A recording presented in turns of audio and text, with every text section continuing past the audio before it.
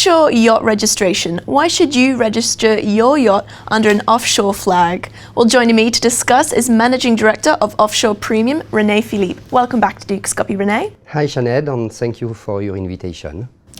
So many vessels are registered in exotic countries such as Panama or Cyprus, but why would an individual register their vessel under an offshore flag? Sinead, there are actually a lot of reasons why someone would do so. The first one will be, of course, tax. Okay? Then there is a matter of privacy, liability, and also labor issues.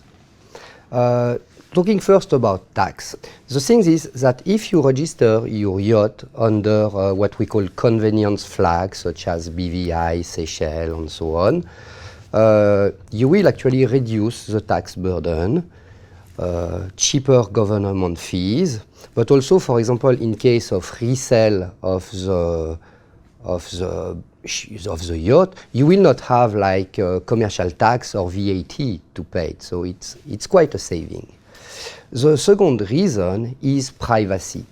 Alors, we all know that you have some billionaires that love to have the world to know that they own a yacht. But actually the truth is that the most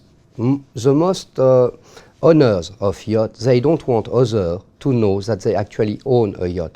And they prefer to make it look like if they are, from time to time, hiring a yacht for vacation and things, but they don't want others to know they own a yacht for privacy. So by registering under an offshore pavilion, you can actually have this privacy benefit.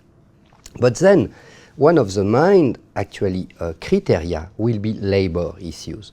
The things you have to understand is that if you register, for example, under the French pavilion, or you will have to pay your crew French social benefits.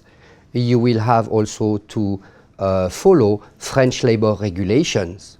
Okay. Also, you have some countries where if you register under this flag, you will have to have like more than 50% of your crews coming from this country. For example, if you register under a Thai flag, you will have to have a Thai captain on board of your yacht. Okay. And then there are training requirements. In some countries, they can be very complex, and sometimes it's over the board. And so all those things can actually increase the cost of operating your yacht. So that's why offshore flags are also so convenient. Then the last issue will be liability. So you've mentioned a few issues there. Are there also security issues? Yes, of course. In today's geopolitical context, I mean, to have your yacht operating under French flag or US flag in certain water, it's simply too much a risk. So having a harmless offshore pavilion can permit you to reduce this risk. So what's the best or maybe most appropriate country in which to register a yacht? Alors, at the beginning, and like with every offshore matters, it's always a matter of what are the client requirements first. Okay? From the client requirements, we may select between different countries. Okay? The most used country will be Panama, BVI, also some well-known destinations which are also Commonwealth countries such as St. Lucia. You also have Hong Kong and Cyprus. So it all depends on what the client wants. One thing which is good with Commonwealth offshore jurisdictions, such as, for example, BVI, is that while you are flying a harmless offshore flag on your ship, reducing security issue, you still benefit from the protection from a consular British authority and from the Royal Navy. So it's an added benefit of flying those flags. Can you describe the best steps then to register a yacht? The first step, actually, it's something which the owner of the ship will have actually to do first, which will be to survey the ship.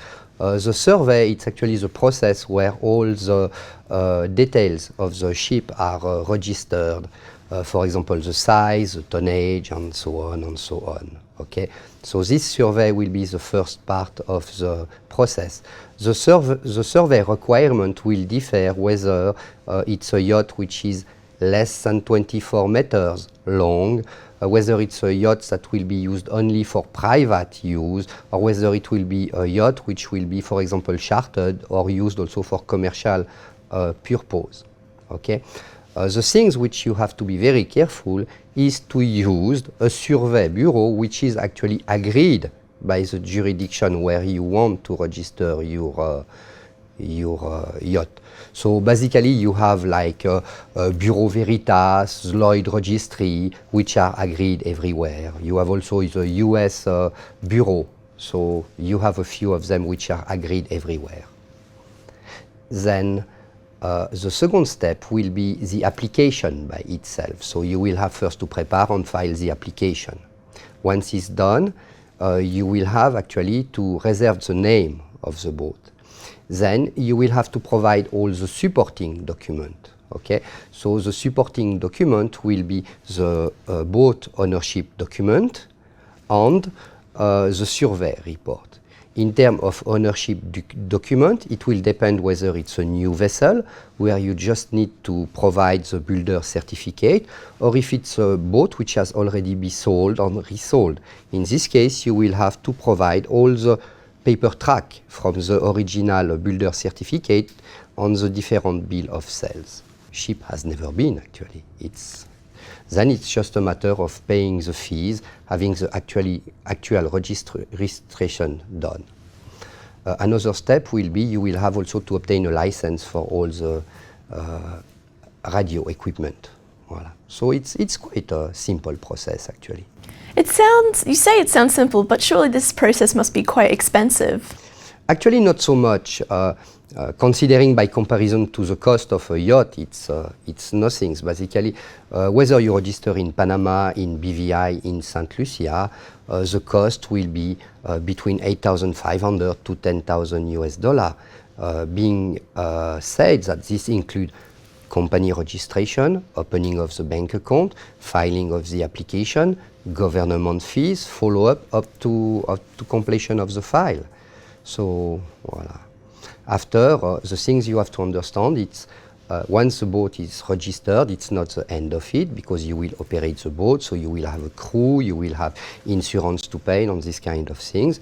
And in this case, we can also provide additional service like accounting, payroll service, paying the supplier, and these kind of things. It's definitely an interesting process. Thank you so much for your insight today, Rene. Thank you for your invitation again, and hopefully see you again soon. That's all from Rene and myself for now. Thanks for tuning in, and remember to keep clicking back to Dukascopy TV. Bye for now.